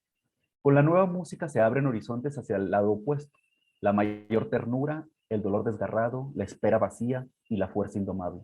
Ya no se trata de la repetición de un motivo, sino de variaciones, sin que puedan ser expresamente reconocidos más adelante. La nueva música crea, por ende, nuevos caracteres. Por ejemplo, la expresión de la impasibilidad en las obras de Erik Satie constituye una ampliación de la escala expresiva. De este modo, la disonancia queda determinada como una presencia constante de lo no resuelto. La presencia de lo no resuelto aparecerá como rechazo inacabado y deficiente, pero poco a poco, decía Adorno, iremos escuchando el tiempo inexplorado entre un sonido tradicional, ya casi sordo por la costumbre, y otro que en su incompletitud abre nuevos derroteros. Adorno no estaba partiendo del vacío. En el cine de los primeros tiempos estaban algunas pautas casi inadvertidas, y las asociaciones que en su momento habían sido innovadoras, terminaban siendo repetidas hasta el cansancio por la industria. La cuestión era continuar explorando, partiendo de lo anterior, pero sin repetir como una máquina de producción aquellas asociaciones descubiertas entre la música y los monstruos, las melodías y los sentimientos, la sociedad y las sinfonías, la fragmentación del sujeto y las disonancias. Mariflor Aguilar Rivero, filósofa mexicana del siglo XX, desarrolla la hermenéutica de la escucha a partir de elementos provenientes de la teoría crítica y no resulta difícil comprobar el guiño al concepto de escucha en relación con la idea de regresión de Adorno, postulada por él. Aguilar Rivero se ubica en una situación harto diferente a la del filósofo de la industria cultural. Estamos en el siglo XXI en la Ciudad de México, en la primera década del nuevo milenio. Ha habido 2 cambios de gobierno a nivel local y nacional, por lo cual es posible apostar por la democracia. Se comprende que el título de su ensayo así lo anuncia. Pero más allá de un optimismo político expresado, hay una postura reflexiva hacia lo social, hacia el pluralismo como sustento de la política. Para Aguilar Rivero, el planteamiento sobre la escucha surge de las reflexiones de Barthes. Por un lado, mediante las clarificaciones de los lugares comunes de la escucha, la del amo y la del esclavo. Y por el otro, aquella que puede definirse como un arte en cuanto a sensibilidad, pero también como formación y aprendizaje que se adquiere mediante las prácticas cotidianas. La escucha permite percibir maneras de distinguirse como comunidad, no como una destreza adquirida para un fin específico limitado a un lugar y tiempo. Esta virtud es una herramienta formativa en el contexto del ruido mediático y en medio de las querellas políticas. Aguilar Rivero identifica las formas del ruido como fuerzas sociales interesadas en bloquear o distorsionar la atención ciudadana. Con el fin de construir una propuesta filosófica para distinguir las presencias y las ausencias en medio del ruido, acude a los conceptos de la filosofía aristotélica como frónesis y sínesis. La primera constituye la orientación del individuo en sus decisiones por el bien común, en el actuar, y cuyo fin es abrir nuevas posibilidades de acción. Y la segunda implica un movimiento de aproximación y encuentro con el otro. Es decir, se trata de una relación medida porque es la virtud de saber aproximarse a otros individuos. En consecuencia, la escucha se establece como el arte de construir las diferencias, debido a que permite la comprensión y aproximamiento a un espacio común o fuente de comunalidad. A propósito de este tipo de arte formativo, es necesario destacar la dimensión temporal como una condición para construir las diferencias. El tiempo de escuchar no es un tiempo utilitario, un tiempo para hacer algo, sino un tiempo propio.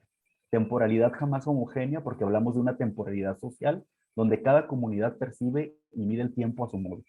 Hay ritmos sociales que se definen como una organización de duraciones desiguales. concepto que Aguilar Rivero retoma de Pierre Lance. El tiempo de la escucha también es una posibilidad de demorarse y de cuyo resultado ha de desprenderse necesariamente una reacción ante el horror o ante la grandeza. El reto es justamente que esa demora puede convertirse en un privilegio, como cuando medimos los tiempos de producción en el cine. Pero recordemos que, desde la perspectiva de la escucha comunal, la demora no se mide por las dimensiones físicas o materiales, sino por las implicaciones de sentido en el corto o largo metraje.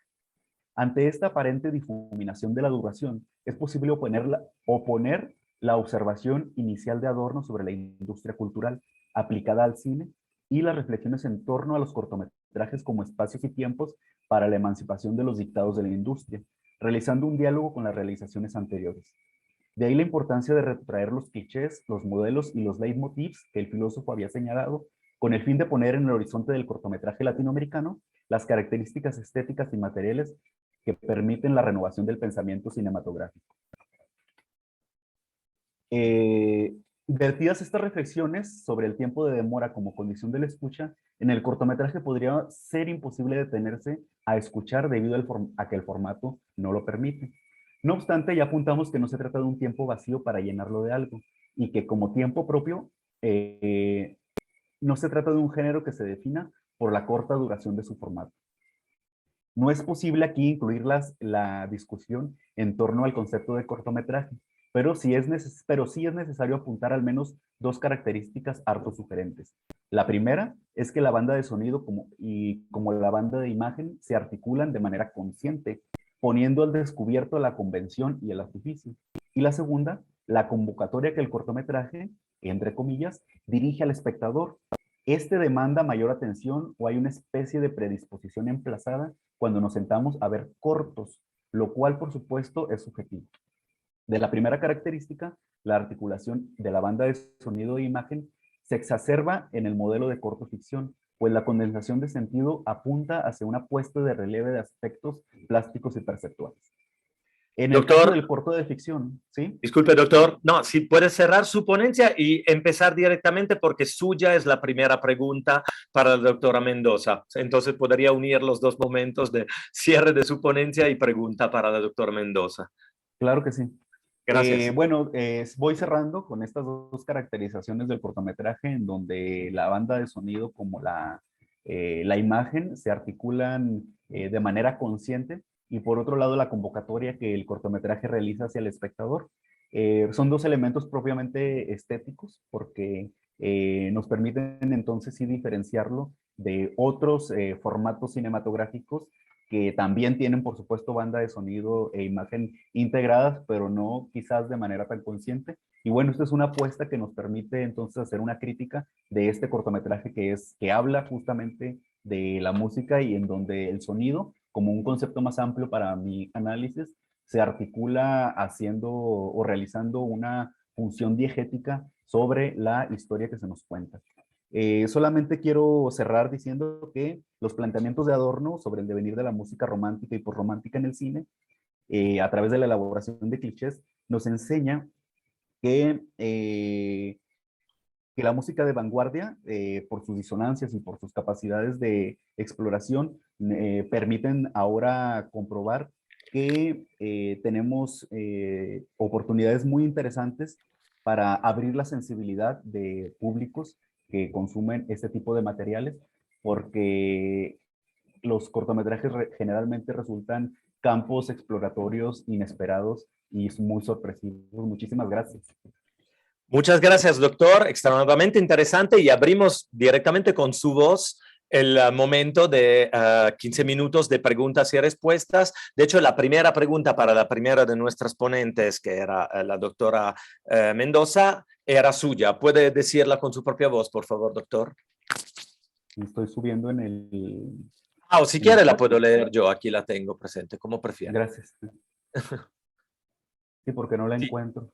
Sí, la pregunta era, Flor, me gustaría saber si puedes comentar sobre la función diegética de las piezas musicales en esa maravillosa película, La lengua de las mariposas. Según recuerdo, dice el doctor Mendoza, el doctor Terrazas, perdón, cada pieza aparece en un momento bastante especial de la historia. Sí, claro. Agradezco la pregunta. Yo creo, doctor, que más que responderla yo, tú tienes una respuesta mejor dada esta exposición que acabas de darnos sobre la función diegética de la música en este cortometraje que además es exquisito, que nos has, por supuesto, compartido previamente. En efecto, las piezas musicales que hemos señalado, que sobre todo aparecen insertas en las referencias que se hacen en la película al cuento Un saxo en la niebla, tienen una función diegética, ¿no? Como hemos señalado, se trata de un joven de 15 años en la película El hermano mayor de Moncho, que tiene este primer encuentro romántico, ¿no? De un romance frustrado, y esta es la función precisamente que lleva a cabo la música, en donde incluso él puede desempeñarse mucho mejor como músico ante la presencia de la mujer amada, ¿no? Más que otra cosa. Y creo que por ahí, gracias, doctora Abel, espero haber respondido a tu pregunta. Yo te prometo, porque además creo que también les comenté que esta película, a pesar de que ya es pues bastante vieja, ¿no? Respecto a otros materiales fílmicos de los que se han estado hablando aquí, pues creo que sigue siendo una película rica en muchos sentidos que puede analizarse desde múltiples perspectivas y por supuesto la musical tendría que ser una beta más, ¿no? Hay muchas cosas más que decir, por supuesto, al respecto. Y por ahí había otra pregunta de la doctora Raquel, si quieres leerla o yo más o menos te digo de lo que me acuerdo, doctora Andrea. Adelante, sí, adelante si quieres responder directamente. O bueno, no sé si la doctora quiere. ¿Quieres que la lea? Sí. Con respecto a la estrategia pedagógica del profesor de la película, ¿hasta dónde es conveniente y justo aplicar la etiqueta de facilitador? ¿No resulta anacrónico que no pertenece al contexto franquista este concepto? Gracias. Leo también la última parte de la extensión de la pregunta, ¿o está bien así? No, Está bien, muchas gracias. De nada. Sí, doctora, muchas gracias por la idea. Al respecto, la verdad es que me parece que efectivamente no forma parte del contexto en el que está inserta esta historia. Y sin embargo, me parece sí un antecedente a estas prácticas pedagógicas en las que el profesor está ahí solamente como alguien que colabora, ¿no? En realidad, el proceso de aprendizaje se está construyendo a partir de lo que los alumnos hacen. Y precisamente es innovador, ¿no? Esta propuesta del personaje, porque él pone a los alumnos a hacer cosas que usualmente desde esta vieja escuela haría el profesor, como dictar, ¿no? Por ejemplo. Y entonces, por eso utilicé este concepto, pero sin duda lo rectificaré para cuando espero encontrar un espacio para la publicación de este trabajo. Muchas gracias. Por nada, me permito leer la pregunta para el doctor Miguel Sáenz. Pregunta a la doctora Raquel Gutiérrez Estupiñán, una pregunta nacida de la curiosidad. A propósito de la proyección figural, apareció en una de las diapositivas de expresión sombra de las cosas por venir. ¿Podría incluirse en esta reflexión la figura de Virgilio como guía de Dante en el recorrido por el infierno? Gracias. Gracias por la pregunta, doctora. Efectivamente, la expresión de sombra de las cosas por venir es una de las formas en que los primeros evangelistas, los padres de la iglesia, popularizaron el funcionamiento proyectivo y profético, especialmente profético, de la interpretación figural. Y efectivamente, una de las fuentes más importantes que estudian posteriormente los medievalistas es la Divina Comedia de Dante. El propio Auerbach se refiere, perdón, es uno de los más reconocidos especialistas en la interpretación de los textos de Dante. Y sí, por supuesto que una gran parte, por lo menos no sé si todas, pero por lo menos una gran parte de las referencias que se pueden encontrar en la comedia de Dante, que son muchísimas, tienen una importante significación figural, ¿no? Es decir, ahí en la comedia de Dante se puede ver de una manera muy clara cómo es que opera esa clase de técnica, ¿no? Cómo es que figuras que aparecen en el texto como estructuralmente figuras de ficción se anclan en un discurso historiográfico y entonces eso les otorga un estatuto distinto a esos textos que son de otro modo solamente ficcionales o, como dice propio Auerbach, espirituales, ¿no? Que tienen un contenido meramente espiritual. Y esa expresión en particular no estoy muy seguro si se puede remitir directamente a Dante, la de la sombra de las cosas por venir, pero sí sé que proviene desde antes, sí creo que proviene de los padres de la iglesia. Muchas gracias, doctor Sáenz.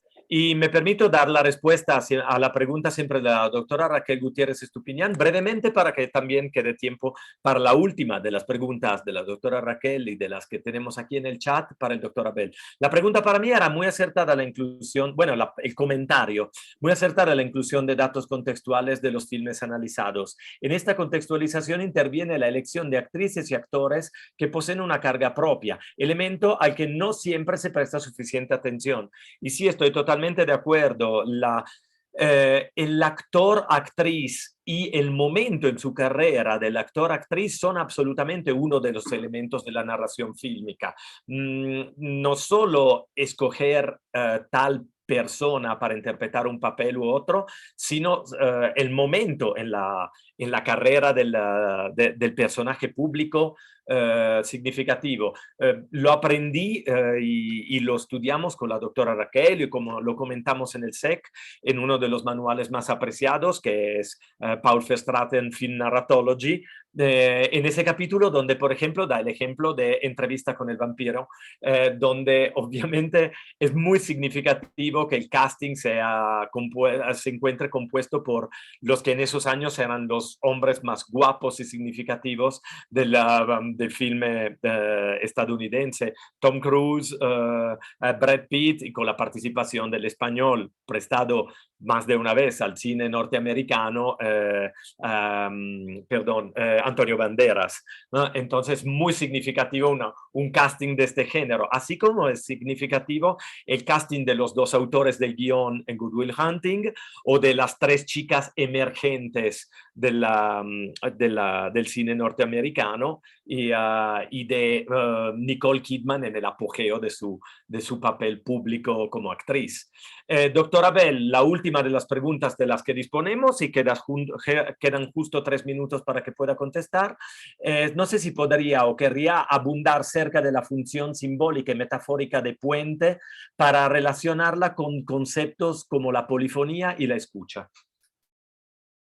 Gracias por la pregunta, doctora. Voy a ser muy breve. Si tiene una función simbólica y metafórica, sería justamente salirse de la zona de confort, relacionándolo con la competencia, con el saber de la escucha, porque en el puente, digamos el puente de la escucha, si lo vemos así desde esa perspectiva, permite cruzar esos espacios de diferencia entre unos y otros. Entonces, gracias a esa brecha que se cruza, es posible aproximarse a través de este movimiento de la sínesis al individuo. Y esto aparece muy bien representado en el cortometraje. En el cortometraje hay un diálogo muy interesante entre la niña y el maestro.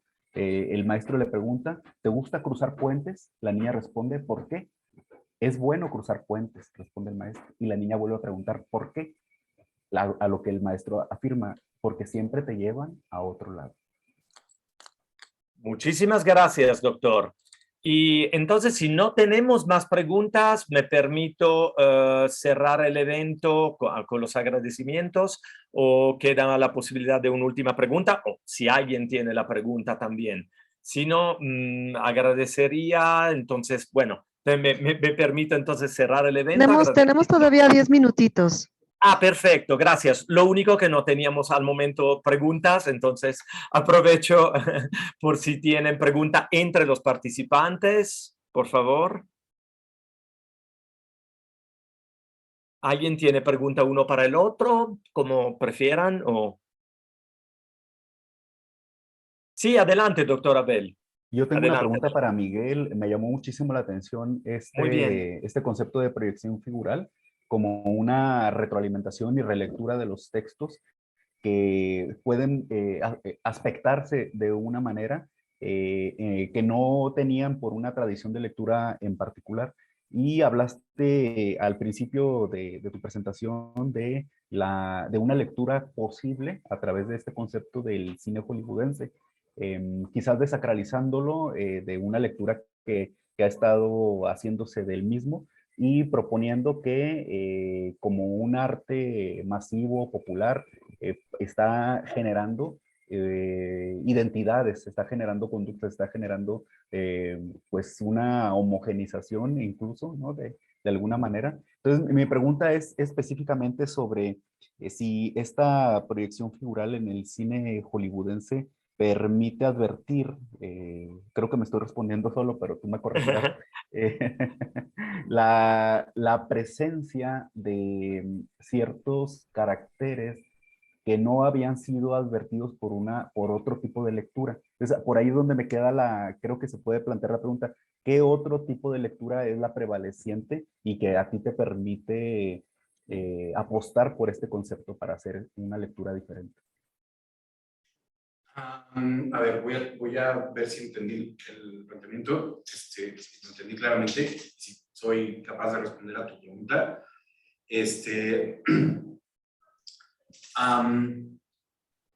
La cuestión, digamos que lo que distingue a la interpretación figural es su capacidad para aportar una lectura de los textos que tenga una autoridad que proviene de la autenticidad y de la relación existencial con los eventos de la historia con que se vinculan, ¿no? Entonces,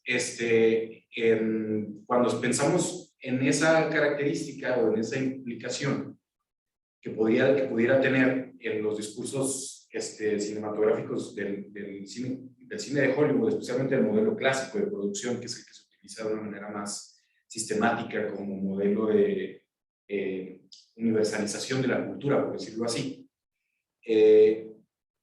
podemos ver que hay un montón de elementos que no se expresan de una manera explícita, que no se enuncian en el texto narrativo de manera explícita, y que sin embargo están trabajando en el trasfondo de la obra de una manera muy poderosa.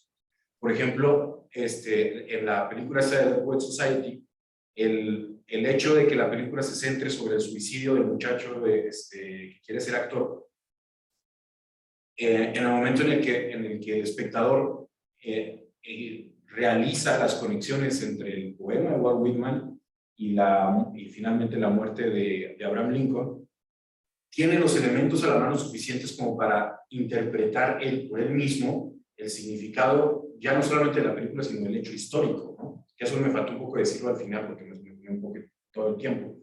Interpretar el significado del hecho histórico ya no como un evento que le es ajeno y que le es completamente extraño a un espectador común y corriente, a un joven, sino que gracias a la puesta en escena de la película y a su estrategia dramática y narrativa, darle un significado diferente, ¿no? Un significado diferente que tiene que ver justamente con la libertad, porque los dos personajes, tanto Lincoln como el personaje de Neil Perry en The Poor Society, están muriendo en la defensa de sus ideales y en la defensa de su libertad. Entonces, esa forma de vehicular el discurso mediante una combinación entre lo narrativo, dramático y lo histórico, la retroalimentación de esos dos componentes, es digamos que la estrategia que permite sacar cosas a la luz del discurso cinematográfico que difícilmente podemos encontrar en otros lados, ¿no? O de otras maneras, sacarlo de otras maneras. No sé si respondí a tu pregunta. Excelente, muchas gracias, doctor Abel, por su pregunta y doctor Sáenz por su respuesta. Entonces, sin más preguntas y cediendo el espacio para la mesa siguiente, me permito agradecer al SEC y los compañeros del SEC por haberme acompañado y haber estado aquí con nosotros con estas presentaciones. La doctora Flor de Lis Mendoza, el doctor Miguel Sáenz, el doctor Abel Terrazas, su servidor aquí Andrea Coghi, y agradecer Sepancine por el espacio. Sigan por favor con los eventos de los próximos días y con los eventos de hoy. La mesa número 4, Cinema y Educasao decolonizando a Historia Única, y la mesa número 5, prácticas educativas en dirección del arte audiovisual, experiencias en universidades públicas brasileñas, por este canal y el otro canal a disposición en el programa de Sepancine, que encuentran también en las redes sociales de la Sepancine. Muchas gracias de nuevo y un saludo a todos. Gracias, Andrea, por esta excelente moderación que nos nos conduciste, y gracias a cada uno de ustedes por sus ponencias. Miguel, Abel, Flor, Andrea, y seguimos acá en el Congreso. Hasta luego. Gracias. Adiós.